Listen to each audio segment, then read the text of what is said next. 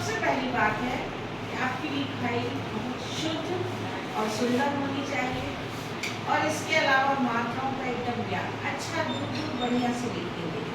तो सबसे पहले आप लोग क्या करते हैं, जैसे कि निबंध में सबसे ज़्यादा नंबर होते हैं,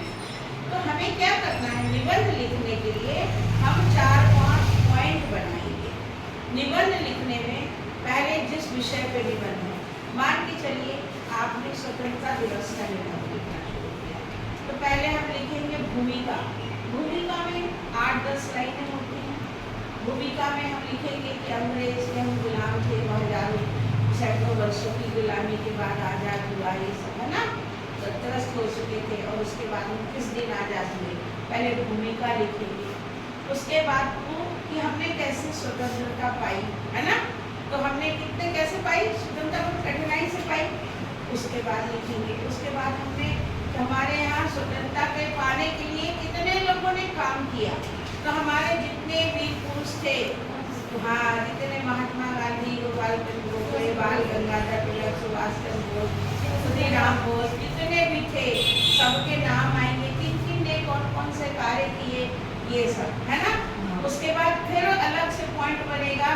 कि हमने जब आज़ादी पाई तो फिर उस दिन हम कितने खुश थे, फिर इस दिन हमारे यहाँ क्या क्या होता है, हमारे विद्यालय में 15 अगस्त कैसे मनाया जाता है ना,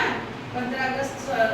कैसे मनाया जाता है, झंडोत्तोलन होता है, हम लोग राष्ट्रगीत गाते हैं, फिर हम लोग यानी एक ये निबंध का सोर्स बता रहे हैं कि कोई भी निबंध जो शुरू होता है उसकी एक भूमिका होती है, उसकी एक प्रस्तावना होती है, फिर हम क्यों मनाते हैं, फिर हम कैसे मनाते हैं, उसके मनाने के हमें क्या फायदे हैं। इस दिन हम वो वाले वीर सेनानी को याद करते हैं ना,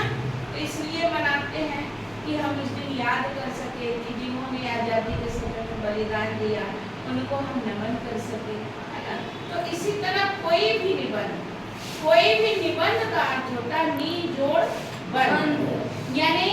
किसी भी विषय पर जो आप जानते हैं जितना, उसको एक निबंधित रूप में, एक कार्यक्रम के रूप में, एक समय के अनुसार कोटिवार आप कैसे कैसे उसको बदल सकते हैं, उसको एक बंधन के अंदर पूरी विचारधारा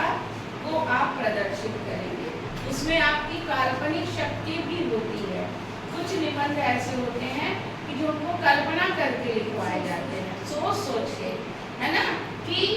यदि मैं बनूं, कुछ बनना है आपको, कि मेरे जीवन का उद्देश्य, तो मेरे जीवन का उद्देश्य हमको टीचर बनना है, हमको डॉक्टर बनना है, तो उसमें हम कल्पना करेंगे ना कि जब हम टीचर बन जाएंगे तो हम ये करेंगे, वो करेंगे, तो हम कल्पना भी करते हैं। तो हमें निबंध बहुत अच्छे से लिखना, तो पहले किसी भी बात को लिखने से पहले सोचिए और अच्छे से, नंबर आपको अवश्य मिलेगा, है ना।